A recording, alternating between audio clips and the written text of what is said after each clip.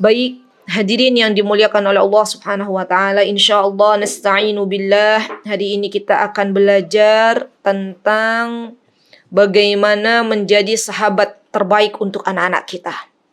Subhanallah, setiap diri kita, setiap manusia itu pasti memerlukan yang namanya sahabat di dalam kehidupannya.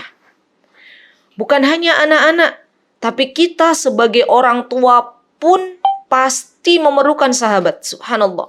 Karena dengan kita memiliki sahabat, hidup kita tidak akan kesepian. Subhanallah. Dan kita tahu manusia itu adalah makhluk sosial. Ya. Tidak bisa dia hidup sendiri tanpa memerlukan orang lain. Maka ketika kita tahu bahwasanya kita semuanya memerlukan sahabat, tidak bisa hidup sendirian. Ya. Kita harus belajar bagaimana bersahabat. Dan itu sangat-sangat memiliki efek di dalam kehidupan kita. Ya, ketika kita memiliki pasangan hidup, teman-teman, dan itu adalah sahabat kita, maka apa yang menjadi bahan untuk kita diskusikan, ya, ada orang yang kita bisa ajak bicara. Ya, seharian kita bersama anak-anak, kemudian kita ajak ngobrol pasangan hidup kita. Kita jadikan pasangan hidup kita itu adalah sahabat bagi kita. Jadi ketika kita ingin menjadikan anak-anak itu sahabat, pertama kali bagi diri kita semuanya menjadikan suami kita adalah sahabat kita. Subhanallah. Dan kalau kita lihat teman-teman, kata al-musahabah, kata sahabat, ya, kata sahabat, itu kalau kita lihat dari bahasa Arabnya, maka memiliki 3 makna. Yang pertama, kata sahabat itu bisa diartikan adalah al-mulazamah.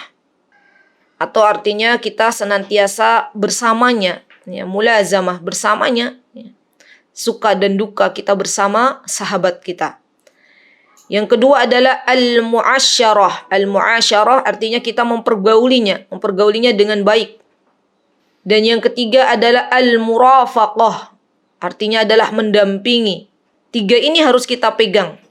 Tidaklah kita bisa disebut sebagai sahabat bagi anak-anak kita, bagi suami kita, bagi pasangan hidup kita yang sah, kecuali kita telah melakukan 3 hal ini.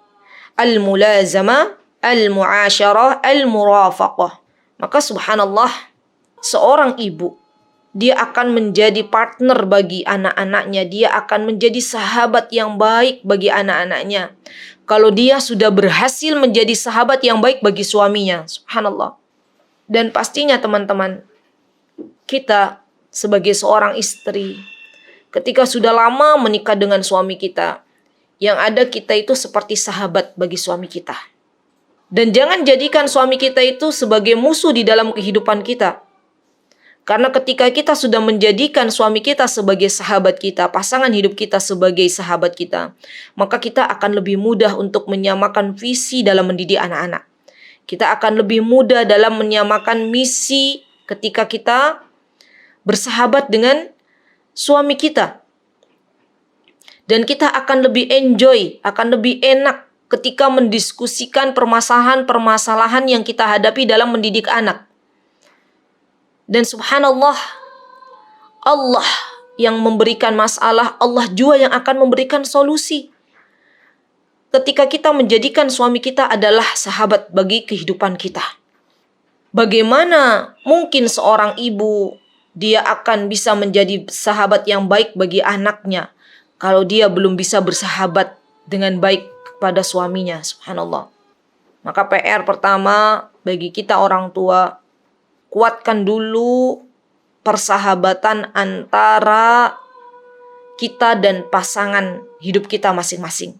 Setelah kita, suami istri, sudah mampu bersahabat dengan baik, maka anak-anak akan melihat bagaimana orang tuanya menjadi sahabat yang luar biasa.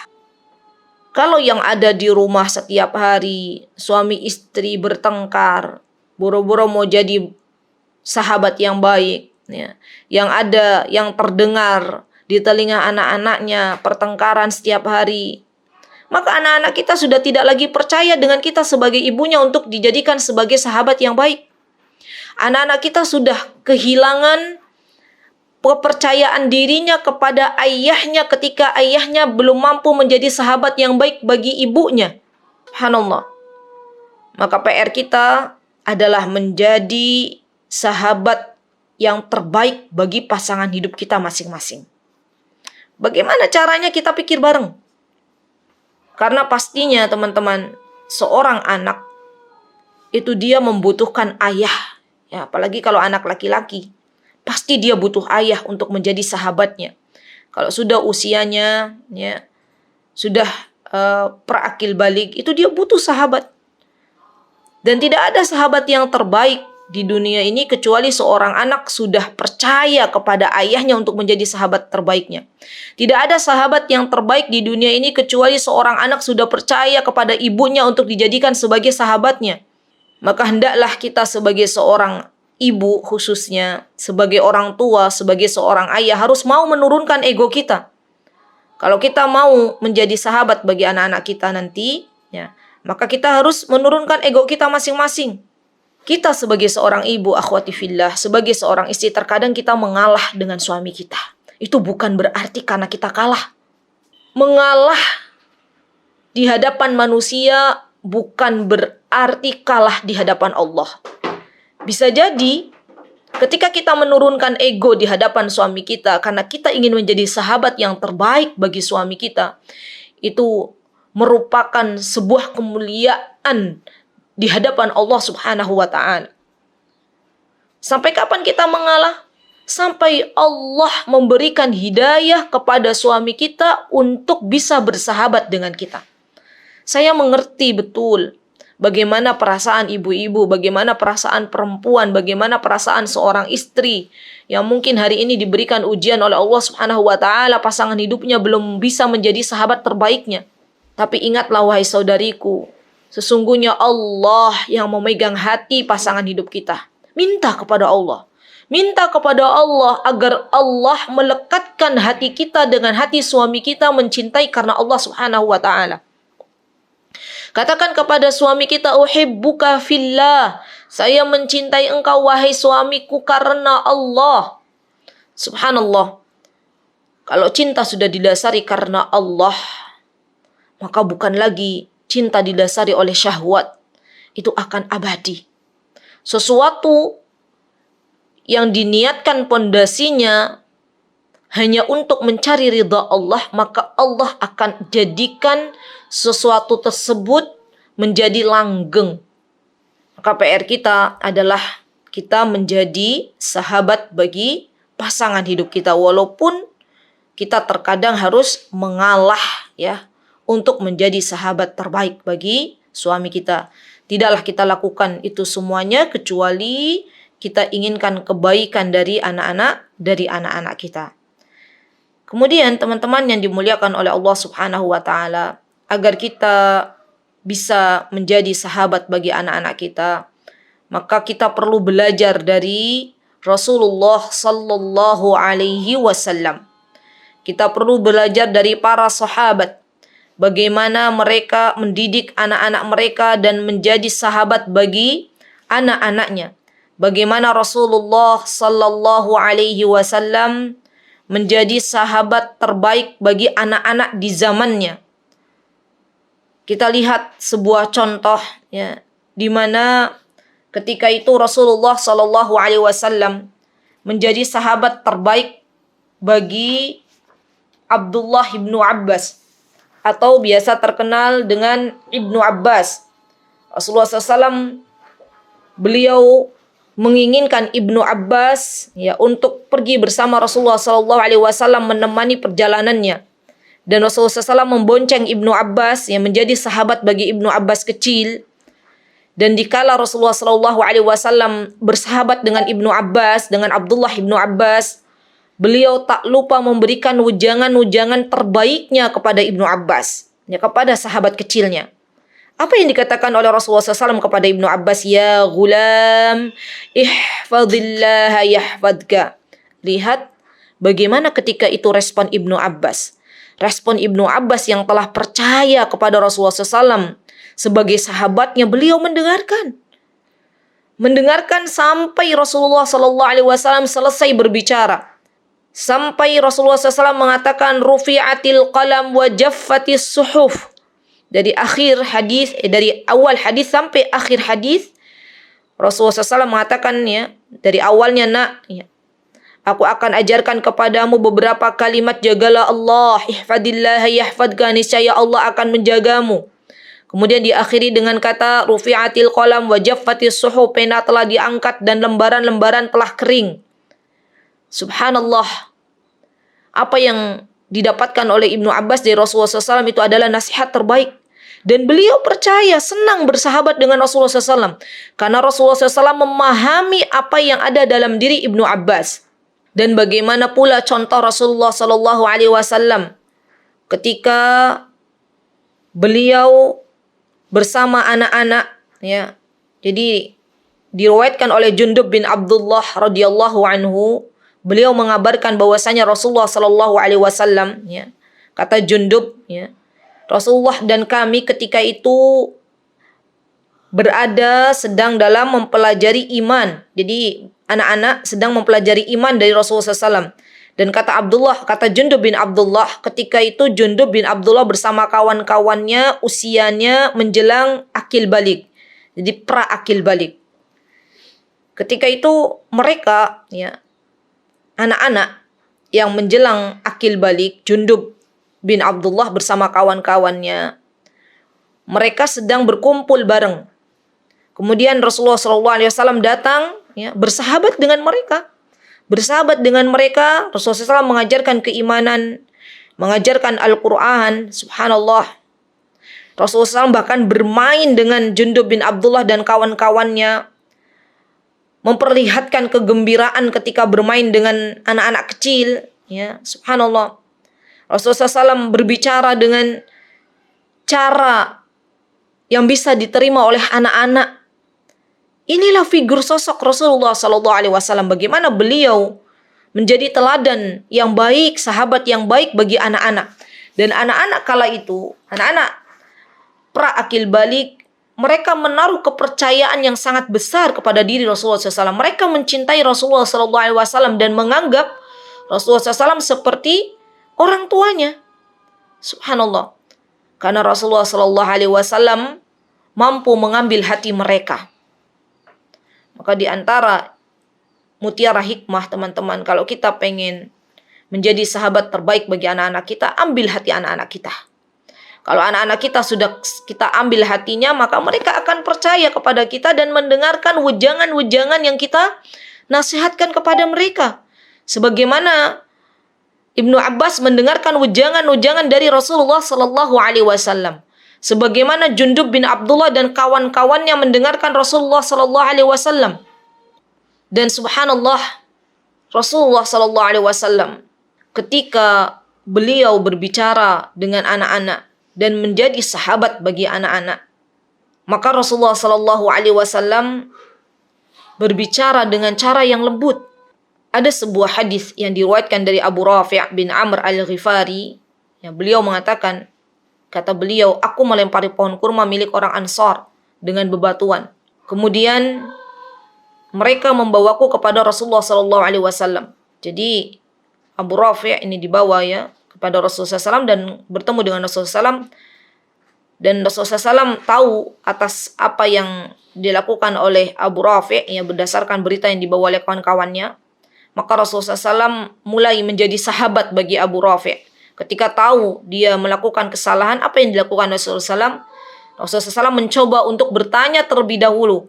Nak, kata Rasulullah SAW, mengapa engkau melempari pohon kurma mereka, wahai anakku? Ya, subhanallah, bahasanya nak. Anaknya orang lain oleh Rasulullah SAW disebut-sebut dengan nak. Maka ini juga mutiara hikmah yang bisa kita ambil. Agar kita bisa menjadi sahabat terbaik anak-anak kita, panggil anak-anak kita dengan panggilan yang terbaik. Nak, ya, ya binti, ya ibni, ya bunayya, ya, seperti Luqman memanggil anaknya ya bunayya. Ketika kita memanggil panggilan yang terbaik untuk anak-anak kita, maka anak-anak kita melihat, oh, orang tuaku sayang kepadaku. Dan subhanallah, ini akan menjadikan anak-anak kita percaya kepada diri kita dan mau bersahabat dengan kita sebagai orang tuanya. Rasulullah SAW mengatakan kepada Abu Rafi kala itu, "Nak, kenapa engkau melempari pohon kurma milik orang-orang Ansar?" Maka kata Abu Rafi, beliau menjawab, "Wahai Rasulullah, saya melempari itu karena saya itu dalam keadaan lapar, pengen makan kurma, tapi tidak ada yang bisa dimakan." Maka Rasulullah SAW memberikan solusi kepada anak kecil tersebut, dan Rasulullah SAW mengatakan, "Jangan kau lempari pohon kurma milik orang Ansar, tapi ambillah sesuatu yang telah jatuh dari pohon kurma, itu halal bagimu." Kemudian Rasulullah SAW mengusapkan tangan Rasulullah SAW ya kepada Abu Rafi, kepada anak kecil tersebut, dan beliau mengatakan, "Semoga Allah mengenyangkanmu dan memuaskan dahagamu." Lihat bagaimana Rasulullah SAW menjadi sahabat terbaik bagi anak-anak. Maka di antara cara agar kita menjadi sahabat terbaik bagi anak-anak kita, kalau kita lihat anak-anak kita berbuat salah, tanya dulu. Tanya dulu, "Kenapa engkau berbuat demikian, wahai anakku?" Ya. Dan nanti anak kita berpendapat, anak kita mengatakan, "Kenapa dia berbuat ini dan itu?" Dia akan berkata kepada kita. Dan kita dengarkan, kemudian setelah kita dengarkan, baru kemudian kita doakan anak kita. Semoga Allah Subhanahu wa Ta'ala memberikan hidayah kepadamu. Semoga Allah Subhanahu wa Ta'ala memberikan solusi untukmu. Kita doakan.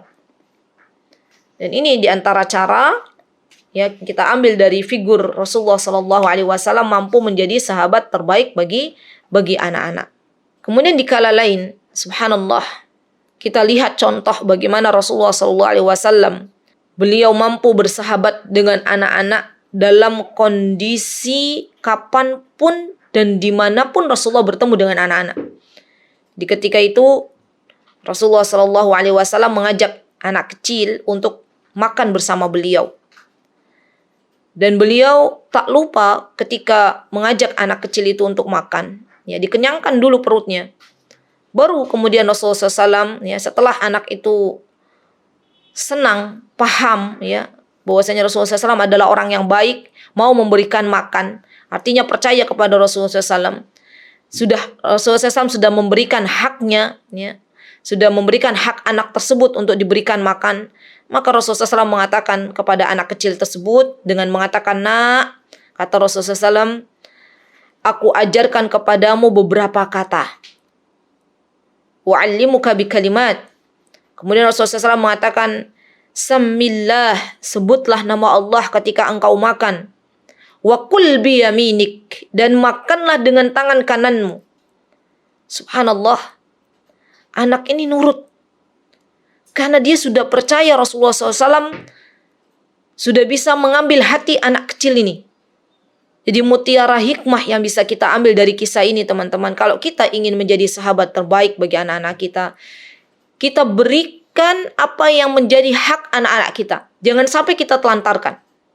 Dan anak-anak kita itu bukan hanya membutuhkan materi, sekedar uang dan uang dari kita. Tetapi lebih dari itu, anak-anak kita butuh perhatian dari ayah ibunya. Butuh waktu dari ayah ibunya. Terkadang kita sebagai orang tua sudah mencukupkan dan mengatakan, "Saya sudah memberikan yang terbaik untuk anak-anak." Itu baru sekedar materi, baru sekedar pendidikan dunia saja. Saya sudah mensekolahkan anak-anak saya di sekolah favorit yang ada di kota ini. Saya sudah memberikan mobil kepada anak-anak. Saya sudah memberikan baju-baju yang bagus kepada anak-anak. Subhanallah. Dia lupa kalau anak-anak ternyata mereka juga butuh kepada kita, butuh waktu kita, butuh perhatian kita. Kalau orang tua sudah memberikan kepada anak tersebut haknya, sudah memenuhi hak anak-anak, dan sudah memberikan kewajiban kita, yang menjadi kewajiban bagi kedua orang tuanya, waktu kita sediakan, perhatian kita sediakan, ya kita berikan, makanan kita berikan, pendidikan, ilmu kita berikan, maka anak-anak akan tumbuh rasa percaya diri mereka kepada diri kita semuanya sebagai seorang sahabat. Mereka percaya kepada kita, mereka mau bercerita kepada kita. Dan mereka mengatakan dalam diri mereka, saya lebih baik bercerita kepada ummi, kepada ibu, daripada kepada kawanku, yang nanti kawanku tidak bisa menjaga rahasia. Dan berbahagialah, busyra, kabar baik bagi sahabat-sahabatku yang saat ini sudah Allah mampukan untuk menjadi sahabat terbaik bagi anak-anaknya. Anak-anaknya sudah mau bercerita kepada kita sebagai ibunya, itu subhanallah adalah sesuatu yang sangat-sangat positif. Ada banyak anak-anak di luar sana yang dia lebih memilih sahabatnya, sebayanya, seusianya untuk bercerita kepada mereka daripada kita kepada ibunya. Maka kalau hal ini terjadi kepada diri kita, ya ada misalnya anak-anak yang tidak percaya bercerita kepada ibunya, kita introspeksi diri kita masing-masing ya akhwat. Apa yang salah dalam diri kita? Apa yang salah dengan suami kita? Mungkinkah kita sudah terlalu jauh dari anak-anak kita? Mungkinkah selama ini kita terlalu sibuk dengan kehidupan kita masing-masing untuk mengejar dunia yang tidak akan bisa kita bawa mati? Mungkin kita terlalu sibuk dengan kawan-kawan kita yang sebaya kita sampai kita lupa dengan anak-anak kita. Mungkin kita sibuk di sosial media sehingga kita lupa dengan dunia nyata anak-anak kita. Introspeksi diri kita masing-masing. Karena sejatinya yang namanya anak-anak itu sebenarnya mereka itu lebih percaya, mau bercerita. Mereka itu mau menjadikan orang tuanya menjadi sahabat terbaiknya. Kalau orang tuanya sudah memberikan kewajiban apa yang telah diwajibkan baginya, anaknya sudah mendapatkan haknya. Ini syaratnya. Dan busyra, kabar gembira bagi teman-teman yang saat ini anaknya sudah mau bercerita, maka jadilah pendengar yang baik untuk anak-anak. Ini PR khususnya untuk diri saya dan untuk teman-teman semuanya. Subhanallah, menjadi pendengar yang baik itu butuh perjuangan ya. Terkadang kita sebagai seorang ibu, ya, saya lihat sendiri misalnya anak-anak kita sedang bercerita. Subhanallah, kita sedang mendengarkan cerita anak kita, tiba-tiba suami kita memanggil. Dan terkadang kita harus, itu kewajiban kita untuk memenuhi panggilan suami kita. Atau mungkin kita disibukkan dengan berbagai hal menyiapkan makanan. Sehingga ketika anak-anak kita sedang bercerita harusnya 1 jam, kita cut gitu ya. Itu subhanallah ternyata membawa luka di hadapan anak-anak kita. Maka kita mohon kepada Allah, ya minta kepada Allah Subhanahu wa taala, ya Allah, jadikan hamba itu seorang ibu yang enak diajak bersahabat untuk anak-anak. Ya Allah, berikan waktu yang barakah sehingga saya mampu untuk membagi kapan menjadi pendengar terbaik bagi anak-anak, kapan menemani suami, kapan menjadi ibu terbaik ya, untuk menyiapkan makanan, kapan waktu untuk menuntut ilmu, kapan waktu untuk menulis. Kita minta kepada Allah Subhanahu wa taala. Ini PR terbesar untuk kita teman-teman, belajar lagi bagaimana menjadi pendengar yang baik. Dan menjadi pendengar yang baik itu bukan hanya mendengar, tapi kita berusaha juga memberikan solusi ketika anak-anak kita meminta solusi dari permasalahan yang mereka hadapi. Subhanallah, anak-anak kita teman-teman, mereka itu hidup tidak lebih banyak memakan garam daripada kita. Pengalaman mereka itu masih sedikit. Maka mereka butuh sosok kita sebagai seorang ibu yang telah berjibaku dengan makan garam, dengan pengalaman. Mereka butuh itu. Mereka butuh solusi dari kita. Maka di antara cara menjadi pendengar terbaik anak-anak kita, ya, bukan hanya mendengar, tapi kita diam saja. Kita juga berusaha memberikan solusi yang terbaik, memberikan pilihan-pilihan kalau memang anaknya sudah bisa memilih. Terutama anak-anak yang usianya sudah di atas belasan tahun ya. Kita coba untuk memberikan pilihan. Kalau begini resikonya begini nak. Kalau kamu pilih ini resikonya begini nak. Kamu mau pilih yang mana? Jadi kalau bisa kita bukan hanya mencekoki anak kita, tapi kita berikan pilihan. Coba kalau teman-teman misalnya, ya kita saja sebagai orang dewasa, kalau kita bercerita kepada sahabat kita, ya kan? Dan sahabat kita itu orang yang enak kalau diajak bicara. Dia menjadi pendengar yang baik. Ya.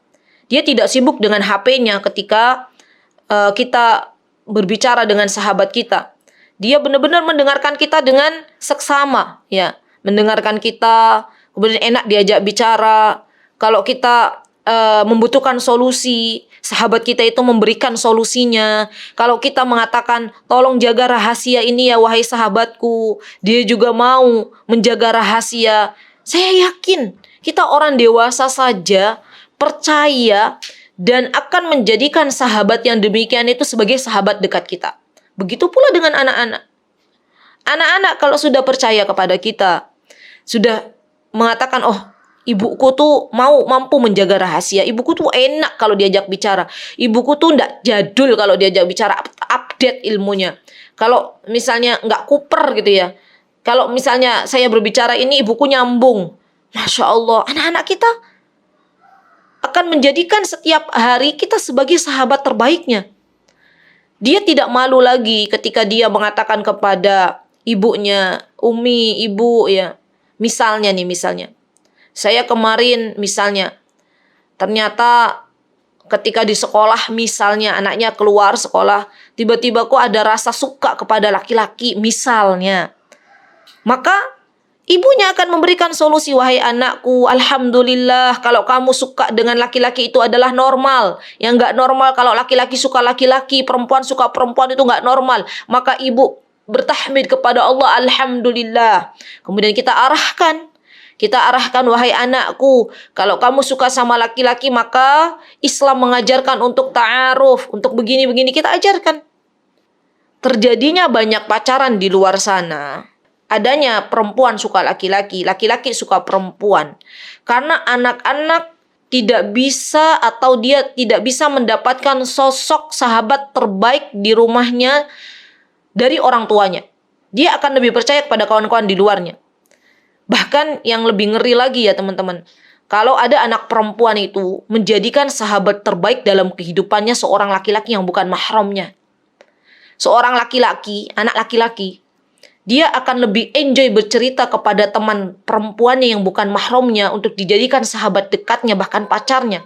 Karena dia tidak menemukan figur ayah dan ibunya menjadi sosok terbaik, sahabat terbaik di rumahnya. Subhanallah, ini efeknya sangat-sangat ngeri ya. Ketika kita itu belum mampu untuk menjadi sahabat terbaik bagi anak-anak kita. Maka sekali lagi bagi kita ya teman-teman yang sudah memiliki anak, sudah beranjak ya menuju dewasa. Kita sudah banyak lagi berpikir ya. Sudahkah kita menjadi sahabat terbaik bagi anak-anak kita? Sudahkah mereka tuh tidak malu ketika mereka tuh bercerita, bahkan bagi anak perempuan, bagi kita yang punya anak perempuan, mereka nggak malu ketika berbicara misalnya, mohon maaf ya, misalnya kita sudah mengajarkan bagaimana haid, kemudian mereka sampai mau bilang ke kita, Umi misalnya, Bunda, ya ibu, mamah, ini loh saya tuh misalnya kemarin sudah haid, keluar darah haid, tapi misalnya sekarang begini coklat, sekarang ini, sekarang ini. Mereka sudah nggak malu lagi. Artinya mereka sudah percaya kita itu sebagai seorang sahabat. Karena ada banyak teman-teman di luar sana, anak-anak, yang dia bingung kalau mau bercerita kepada ibunya.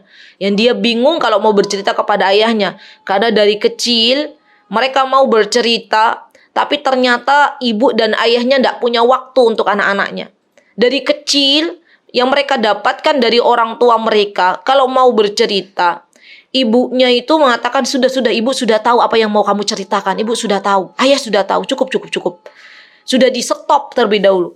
Maka anaknya, dia malu untuk bercerita kembali, dia nggak mau lagi bercerita kepada orang tuanya. Karena orang tuanya memperlakukan demikian kepada anak-anaknya.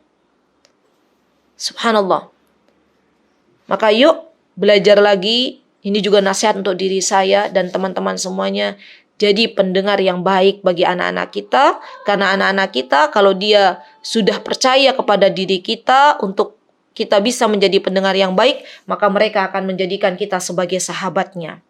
Kemudian yang terakhir teman-teman yang dimuliakan oleh Allah Subhanahu wa taala, bagaimana ya agar anak-anak kita percaya kepada kita menjadi seorang sahabat dan kita juga bisa menjadi sosok ya yang dipercaya oleh anak-anak kita. Kita libatkan anak-anak kita dalam kegiatan kita ya. Karena terkadang teman-teman seorang sahabat yang baik ya, kita aja punya sahabat, kita itu akan lebih senang ya kalau kita terlibat dalam sebuah kegiatan bersama sahabat-sahabat kita. Maka anak kita pun demikian. Anak kita ketika kita melibatkan anak-anak kita dalam kehidupan kita, ya, maka anak-anak kita dia akan lebih mudah untuk dekat dengan kita. Contoh misalnya ya, saya contoh ke keluarga saya. Saya sekarang sudah alhamdulillah, summa alhamdulillah, ada anak-anak perempuan yang sudah menginjak usia dewasa ya. Ada yang sudah balik, ada yang praakil balik. Maka biasanya kalau urusan di dapur misalnya, ya misalnya di dapur, saya libatkan anak-anak masuk ke perdapuran, ya, untuk cuci piring, untuk apa? Iris-iris, rajang-rajang, ya goreng-goreng misalnya, bukan goreng-goreng apa, numis-numis gitu ya. Dan di dapur tuh kita bareng gitu loh. Itu menjadi seperti sahabat. Kita jemur baju bareng, ya. Tugas rumah bareng. Kita libatkan khususnya anak-anak perempuan. Kenapa saya katakan demikian teman-teman? Karena yang namanya anak-anak perempuan itu kelak mereka mau jadi ibu. Dari mana mereka belajar menjadi sosok ibu yang terbaik kalau bukan dari ibunya, kalau bukan dari kita? Maka jangan pernah segan kita meminta anak-anak kita untuk terlibat bareng kegiatan dengan kita, khususnya anak-anak perempuan sebagai sosok seorang ibu.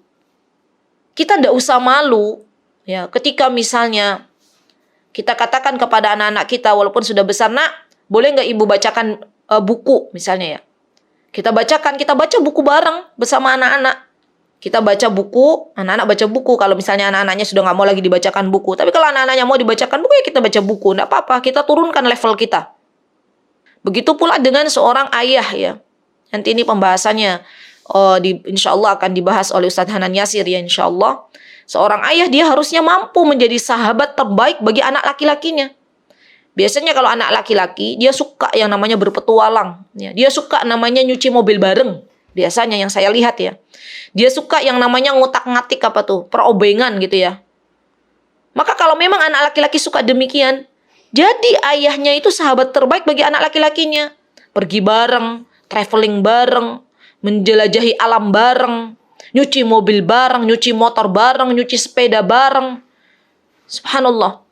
Dan ini yang banyak hilang ya dari sosok figur ayah ya untuk kembali ke rumah masing-masing. Subhanallah. Dan kita berdoa teman-teman yang dimuliakan oleh Allah, semoga kita bisa membersamai anak-anak kita dalam berbagai aktivitas kegiatan yang bermanfaat, karena sungguh apa yang sudah kita berikan membersamai anak-anak kita ya dalam kehidupan mereka itu akan ditiru dan menjadi sosok terbaik bagi anak-anak kita. Mudah-mudahan ada yang bisa diambil dari kajian di pagi hari ini, dan semoga kita semuanya dimampukan oleh Allah Subhanahu wa taala untuk menjadi qudwah bagi anak-anak kita, suri teladan bagi anak-anak kita, dan semoga Allah Subhanahu wa taala mengumpulkan kita bersama anak-anak kita, bersama pasangan hidup kita kelak di surga Firdaus tertinggi.